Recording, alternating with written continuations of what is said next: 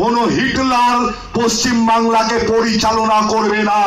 পশ্চিম বাংলার গণতন্ত্র প্রেমী মানুষ যে আওয়াজ তুলেছে আরজিকর কাণ্ডের বিচারের দাবিতে, আমাদের যে লড়াই, যতক্ষণ না বিচার হচ্ছে, ভুলে যাবেন না ওই হিন্দি সিনেমাটা, দামিনী সিনেমা একটা প্রতীক, দামিনী আমাদের কাছে।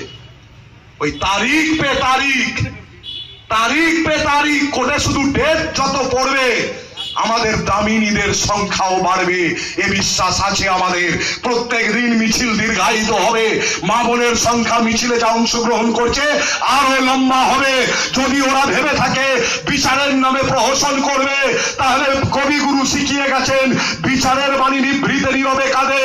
আর সেই কবিগুরুর মাটিতে জন্ম নেওয়া বাঙালি জাতি আমরা সেই বিচারের বাণীকে নিভৃতে নীরবে কাঁদতে দেব না।